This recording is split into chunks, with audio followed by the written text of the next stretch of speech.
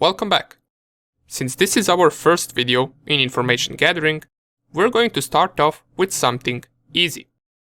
Let us see how we can identify our target and get its IP address. We're going to check how we can do this both actively and passively. Let's do it with active information gathering first. So, this means we're going to interact with our target. So just go on Google and pick a website that you want to use for this. It can be any website that you want, and you can also use the ones that I will show in this video. First, open up your terminal. And what we're going to do, for the first test, I'm going to use this website.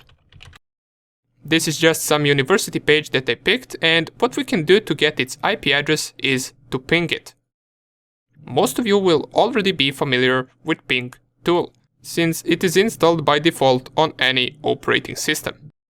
By pinging this website or any other website, we're sending something called ICMP packets to that website, and if we get responses back, that means that website is up and running. But what we also get besides that response is the IP address. So let's try it out. I will leave this link right here, and I will just add at the beginning ping space and then hit enter. And it seems that we're not getting any responses back, but what we did get is an IP address. Here it is. And we're not getting responses back from this site because it is probably blocking ping probes, which some websites often do. Let us try another site to see how it looks once we get responses back. So to stop this, you can simply just press Ctrl+C, and it will tell us 32 packets transmitted and 100% packet loss. Now this doesn't mean that this website is offline, since if we visited this link right here or this IP address, we would open a page to that website. But just in case, let us see how it looks like once we get the response back from the ping command. If I try to ping a big website, for example like Facebook, so let's type ping facebook.com. Here we get an IP address of Facebook, and we can Ctrl+C since we can notice that we are getting packets back, which means Facebook is up and running and also responding to our ICMP packets. Just to note, this IP address right here is just one of the IP addresses that Facebook uses. So for you, once you ping it, you will probably get a different result. Okay, what we saw right here is an example of active information gathering to get the IP address, since we directly send packets to these websites. Another tool you can use to get IP from a website is called NSLookup. So if I go down here and type NSLookup and then the name of the website, which in our case, let's try with the first one, which is this one. And once again, you can test any website you want with this. It doesn't matter. If I press enter, it will give me this response, which says server and address right here. But this is not the IP address of this website. This is just my router, and where the result or where the IP address of this website is down here. Here it is. If we compare this one and we go back to the ping command, you will notice the IP address is the same. So we got the same result, which is good. Let's try the same with Facebook, so just type right here NSLookup facebook.com. And we also get the IP address of Facebook. Now, if you wanted to do this passively, you would search for this information, such as IP address, over some other website. Let us see how we can do that. First of all, we want to open our Firefox, and to do that, just click on this Cal Linux icon in the top left corner and type Firefox. You should see Firefox ECR, click on it, and what we're going to look for is a website that provides us with IP address of a different website. And since I don't know any website that does that, I will simply just go right here in the search bar and type what is an IP address of this website.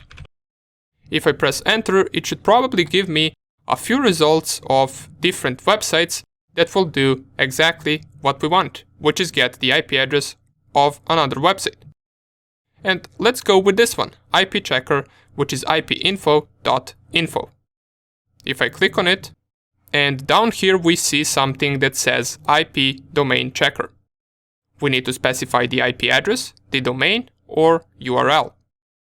And if we type the domain name of that first website, so if I type the same domain name, and click right here on check. Okay, so some security check, select all traffic lights, let's select all traffic lights that we see. And here is the result. And you will notice that right here we get even more information than we asked for. For example, here is the IP address of this website. We also get from which country it is, as it says right here in the brackets, and we also get its geolocation, which says even the city. We can also check it out on Google Maps if we wanted to. Down here we get even more information such as reverse DNS. Here we get information about registration date, modification date, expiration date. Down here we get some of the DNS servers, and here we get its physical address. So this is the exact location to where this server is located. Now this is just the same result, I believe. Down here we also get some email addresses, as we can notice right here. All of this could be useful for us depending on which type of attack we would plan. Now of course we're not going to be attacking this website since we do not have permission, but we're simply just gathering information to see what can we retrieve from the internet about this website. And for now on, we're getting a bunch of information about it.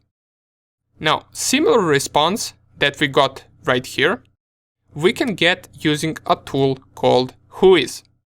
Whois not only gives us an IP address of the specified domain, but it also gives us a bunch of other information about that domain.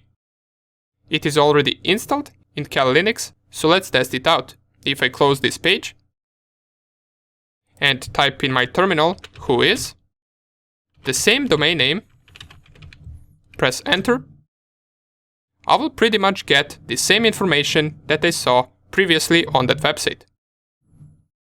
As we can see right here, we get those DNS servers, the registration date, modification date, expiration date, we get the physical address, and some other things such as ID number, tax ID, which is not really of interest to us. And let us also test this tool on Facebook, since different websites might give different information. For example, if I do the same on Facebook, since it being a much bigger site, it will probably give us much more information as well. So let's type it, Whois, facebook.com. Press enter, let me just enlarge the terminal so we can see everything clearly. And if I scroll all the way up, we get some name servers, text street, city, state, province, postal code. We also get some phone numbers right here. Here are some of the email addresses for the tech email.